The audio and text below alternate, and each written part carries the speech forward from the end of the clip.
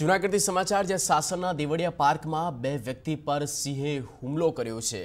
સિંહ એક વ્યક્તિને ઉઠાવીને જંગલમાં લઈ ગયો છે અને બીજા વ્યક્તિને ઈજા પહોંચતા તેને સારવાર માટે હોસ્પિટલ તેના અધિકારીઓ દ્વારા તેના સ્થાનિકો દ્વારા તે વ્યક્તિને લઈ જવામાં આવ્યો છે।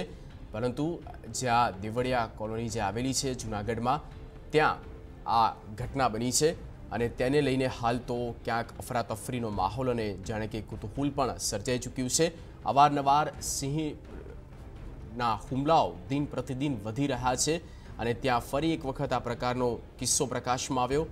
સાસણના જે દેવળિયા પાર્ક આવેલું છે તે દેવળિયા પાર્કમાં બે વ્યક્તિ પર જીવલેણ હુમલો થયો છે અને આ હુમલામાં એક વ્યક્તિને ગંભીર ઈજા પહોંચી અને તાત્કાલિક તેને સારવાર આપવામાં આવી છે। તેને સારવાર માટે લઈ જતા દ્રશ્યો પણ આપ સતત જોઈ રહ્યા છો અને બીજા જે વ્યક્તિને સિંહ જંગલમાં ઉઠાવીને લઈ ચૂકી છે અને તેની કોઈ ભાળ હાલ સુધી તો મળી નથી।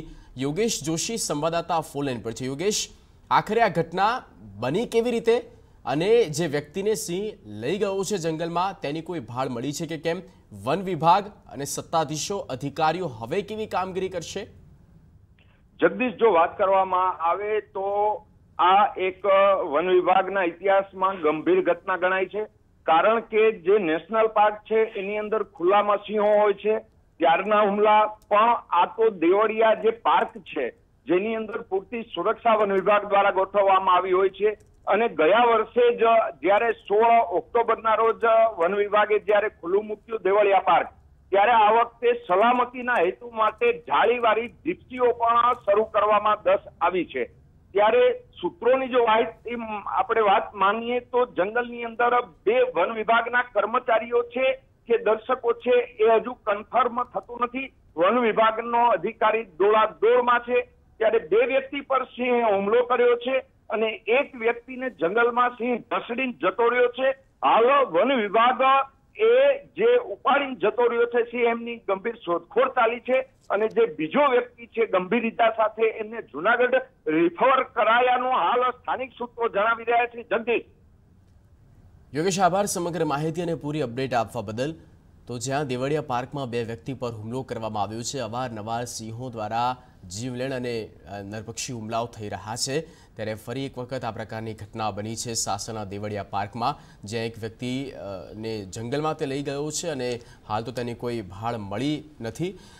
દેવેન્દ્રસિંહ ચૌહાણ અમારા સંવાદદાતા ફોન લાઈન પર છે। દેવેન્દ્ર, સૌથી પહેલો અહીંયા સવાલ સુરક્ષાને લઈને ઉઠી રહ્યો છે કે ક્યાંક વન વિભાગની કામગીરી છે તે શંકાના ઘેરામાં છે, નિષ્ક્રિય અને બેદરકારી ચોક્કસ દેખાઈ રહી છે, માટે થઈને તો આ સિંહ જે છે દેવળિયા પાર્ક સુધી આવી પહોંચ્યો અને વ્યક્તિ પર હુમલાઓ થઈ રહ્યા છે। જી, આપને ચોક્કસ જણાવી દઉં કે જે આ દેવળિયા પાર્ક છે 4x4 કિલોમીટરનો કન્સેલ્ડ એરિયા છે, જેની અંદર પ્રવાસીઓ આરામથી સિંહ દર્શન કરી શકતા હોય છે।